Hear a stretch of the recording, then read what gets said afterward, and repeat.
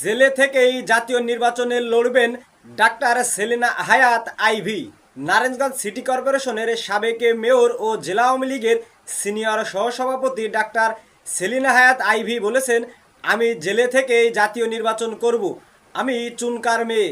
সম্প্রতি বৃহস্পতিবার 8 মে দিবাগত রাত্রে তাকে পুলিশে গ্রেপ্তার করতে গেলে তিনি নেতাকর্মীদের এ কথা বলে তার এই বার্তা সকলের কাছে পৌঁছে দিতে বলেন।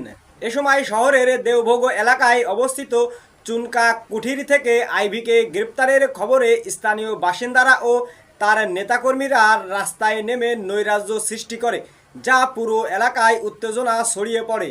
এ সময় আইভীর বাড়ির দিকে যাওয়ার 4টি রাস্তায় বাস, ঠেলাগাড়ি, ভ্যানগাড়ি ফেলে সড়ক অবরোধ করে আওয়ামী লীগের নেতাকর্মী ও আইভীর সমর্থকরা।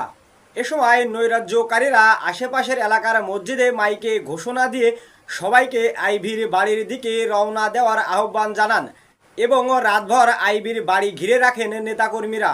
নেতাকর্মীদের উদ্দেশ্যে আইভী বলেন, তাদের পুলিশে বলবা আমি দিনের বেলা যাব না। এদিকে পুরো এলাকা ঘিরে ফেলার ফলে বাড়ির ভেতরেই গ্রেপ্তার করতে আসা পুলিশের দলটি আটকা পড়ে। রাত 12টার দিকে পুলিশের অতিরিক্ত ফোর্স আসে ঘটনাস্থলে। রাতভর আইভীর কর্মী সমর্থকদের সঙ্গে আলোচনার পর ভোরে পুলিশের ঊর্ধ্বতন কর্মকর্তারা আইভীর বাড়িতে প্রবেশ করেন। পরে ভোররাতে আইভীকে গ্রেপ্তার করা হয়। নারায়ণগঞ্জ সদর মডেল থানার ভারপ্রাপ্ত কর্মকর্তা ওসি নাসির উদ্দিন জানান, তার বিরুদ্ধে একাধিক মামলা থাকায় গ্রেপ্তার করা হয়েছে।